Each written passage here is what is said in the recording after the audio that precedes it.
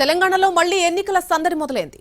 వచ్చే ఏడాది జరిగేటువంటి గ్రాడ్యుయేట్ ఎమ్మెల్సీ ఎలక్షన్ల కోసం పార్టీలు ప్రిపరేషన్ స్టార్ట్ చేశాయి. అయితే హైదరాబాద్, రంగారెడ్డి, మహబూబ్ నగర్ ఎమ్మెల్సీ స్థానంలో మేం పోటీ చేస్తామంటే మేం బరిలోకి దిగుతామంటూ చెప్పుకుంటున్నటువంటి కొందరు బీజేపీ నేతలు ఇప్పటి నుంచే లాబింగ్ మొదలుపెట్టేశారు.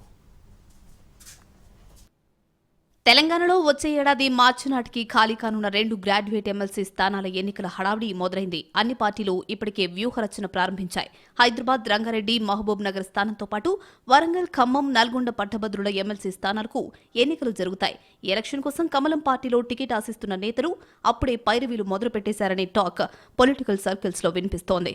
హైదరాబాద్, రంగారెడ్డి, మహబూబ్ నగర్ స్థానంలో పోటీ చేసేందుకు చాలా మంది బీజేపీ నేతలు ఆసక్తి చూపిస్తున్నారు. పార్టీ పెద్దలను కలుస్తున్నారు. ఆశీస్సులు కావాలని అడుగుతున్నారు. సంఘ్ బాధ్యులను కలుస్తున్నారు. తమకు అవకాశం వచ్చేలా చూడాలని విజ్ఞప్తి చేస్తున్నారు. ఎవరికి వారే పైరవి చేసుకుంటూ ఉండడంతో టికెట్ ఎవరికి దక్కుతుందా అనే ఉత్కంఠ కమలం పార్టీలో ఏర్పడింది. మాజీ ప్రధాని పివి నరసింహారావు మనవడు, ప్రస్తుత ఎమ్మెల్సీ వాణిదేవికి బంధువైన ఎన్వి సుభాష్ టికెట్ కోసం సీరియస్ గానే ట్రై చేస్తున్నాడని టాక్ ఉంది.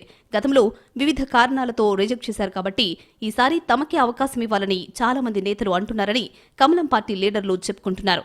సీనియర్ నేత మల్లారెడ్డి, మాజీ రాష్ట్ర అధికార ప్రతినిధి సారంగుల అమర్నాథ్, డీకే అరుణ సహచరుడు డోకూరు పవన్ కుమార్ రెడ్డి వంటి వారు గట్టిగానే సీటు కోసం పోటీ పడుతున్నారు. అంతేకాకుండా గతంలో పోటీ చేసిన నెల్లి శ్రీవర్ధన్ రెడ్డి కూడా తనకు అవకాశం ఇవ్వాలని రిక్వెస్ట్ చేస్తున్నట్లు సమాచారం. ఇంకొందరైతే అన్ని పార్టీల కేడర్తో పరిచయాలు, సత్సంబంధాలు ఉన్నాయి. ఈ లెక్కలు కలిసొస్తాయి, ఈజీగానే గెలుస్తామనే ధీమాలో ఉన్నారు. ఇక కొందరు నేతలైతే ఓ అడుగు ముందుకేశారు.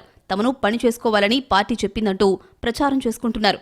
దీంతో ఎవరికి టికెట్ కేటాయిస్తారు అనే చర్చ తెలంగాణ బీజేపీ నేతల్లో జరుగుతోంది.